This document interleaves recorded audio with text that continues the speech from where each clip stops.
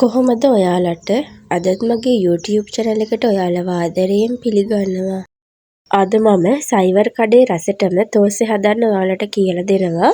ඒ වගේම තෝසෙ කන්න හදන සාම්බාරුව සහ සම්බෝලය හදන හැටිත් මම අද ඔයාලට කියලා දෙනවා. එහෙනම් අපි බලමු කොහොමද මේ තෝසෙ හදාගන්නේ කියලා. මගේ channel එකත් subscribe කරන්න කියලා ඔයාලගෙන් ආදරයෙන් ඉල්ලනවා. ඉතින් මේ තියෙන්නේ අපිට තෝස්සේ හදාගන්න අවශ්‍ය වෙන දේවල් ටික.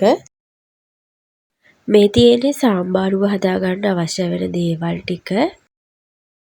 මේ තියෙන්නේ සම්බෝලය හදාගන්න අවශ්‍ය වෙන දේවල් ටික.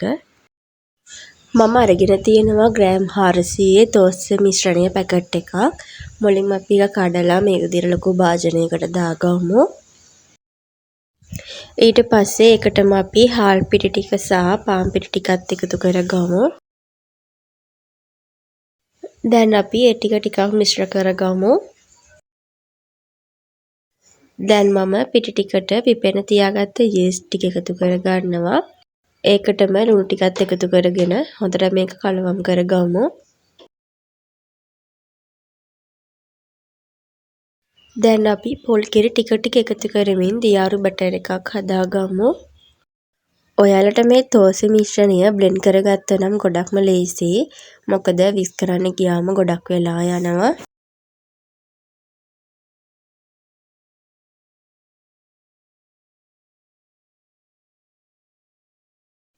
ඉතින් මෙන්න මේ විදිහට තමයි අපේ තෝසෙ මිශ්‍රණය පදම තියෙන්න ඕන.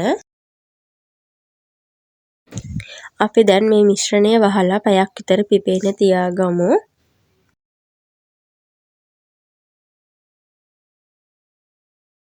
ඊට පස්සේ අපි තෝසෙ මිශ්‍රණයට එකතු කරන තෙම්පරාදුව හදාගමු. මුලින්ම මම පෑන් එකට පොල් තෙල් ටිකක් එකතු කරලා ඒකට සුදු ලුණු ටික එකතු කරගන්නවා. සුදු ලුණු ටික හොඳට තෙම්පරාදු වෙද්දී කරපිංචා ටික එකතු කරගමු. ඊට පස්සේ මම කපාගත්ත ලොකු ලුණු ගෙඩියකුත් එකතු කරගන්නවා. දැන් මේ ටික ඔක්කොම හොඳට තෙම්පරාදු කරගන්න. ලුණු සල්පියකුත් එකතු කරගෙන ලුණු ටික ලා රන්වන් පාට වෙනකන් අපි මේක තෙම්පරාදු කරගමු.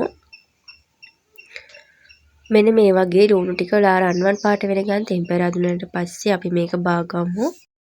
පැයක් විතර ගියාට පස්සේ අපේ තෝසෙ මිශ්‍රණය හොඳට පිපිලා තියෙනවා ඔයාලට පේනවා ඇති.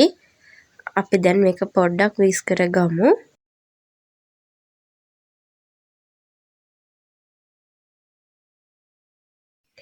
දැන් මම හදාගත්ත තෙම්පරාදුව තෝසෙ මිශ්‍රණයට එකතු කරලා මේක හොඳට කලවම් කරගන්නවා. හොඳට කලවම් කරගත්තට පස්සේ අපිට තෝසෙ ටික හදාගන්න පුළුවන්. පෑන් එකට පොල් තෙල් ටිකක් ඉසලා අපි මේ විදිහට තෝසෙ ටික හදාගමු.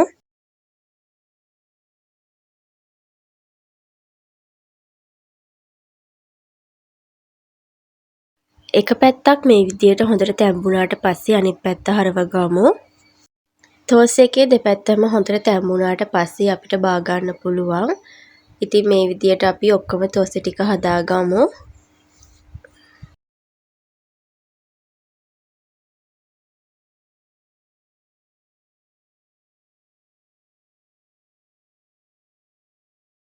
මේ තියෙන්නේ මම මේ විදිහට හදාගත්ත තෝසෙ ටික.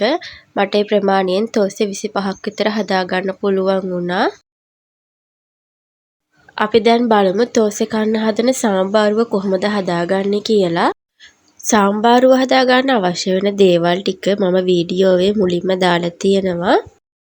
මුලින්ම මම තාච්චියට පොල් තෙල් ටිකක් එකතු කරගෙන ඒකට අබ ටික එකතු කරගන්නවා. අබයට හොඳට පුපුරගෙන එද්දී ඒකට මම කුරුඳු ටික සහ උළුහාල් සල්පයකුත් එකතු කරගන්නවා.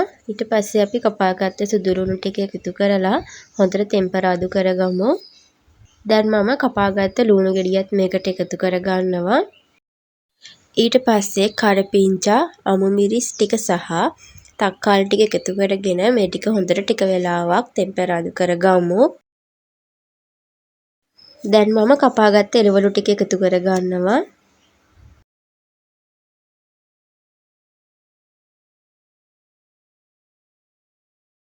ඊට පස්සේ මේ ටික ඔක්කොම හොඳට කලවම් කරගමු. දැන් මම මිරිස් කුඩු තේ හැඳි දෙකක් එකතු කර ගන්නවා. ඒකටම කහ තේ හැඳි කාලකුයි ලුණු තේ හැඳි භාගයකුයි එකතු කරගෙන නැවතත් හොඳට කලවම් කරලා එළවලු ටික වැහෙන තරමට වතුර එකතු කරලා එළවලු ටික හොඳට තැම්බෙනකම් පියනකින් වහලා අඩු ගින්දරේ උයා ගමු. ඒ අතරතුර සැරින් සැරේ පියන ඇරලා කලවම් කරගන්න. දැන් ඔයාලට පේනවා ඇති අපේ එළවලු ටික හොඳටම තැම්බිලා තියෙන්නේ. හොදි ගතිය ගොඩක්ම හිඳව ගන්න නැතුව මේ ගානට තියදී සම්බාරුව බා ගන්න. මේ වෙලාවේ ලුණු බලලා රස අනුව ලුණුත් එකතු කරගන්න. දැන් අපි බලමු තෝසෙ කන්න හදන සම්බෝලය කොහොමද හදාගන්නේ කියලා. සම්බෝලය හදාගන්න අවශ්‍ය වෙන දේවල් ටිකත් මම වීඩියෝවේ මුලින්ම සඳහන් කරලා තියෙනවා.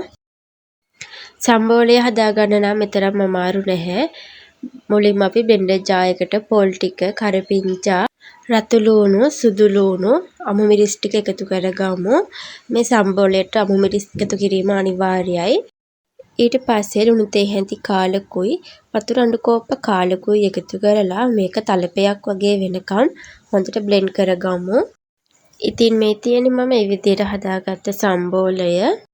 ඉතින් මේ විදිහට තෝසෙ හැදුවොත් අපිට සයිවර් කඩේ රසටම ගෙදරදී තෝසෙ ටික හදාගන්න පුළුවන්. තෝසෙ හදනවා නම් අනිවාර්යයෙන්ම මේ සාම්බාරුව සහ සම්බෝලෙත් හදලම රස විඳින්න. ඉතින් මගේ වීඩියෝ එක හොඳයි නම් මගේ channel එකත් subscribe කරගෙනම යන්න. හැමෝටම සුබ දවසක්.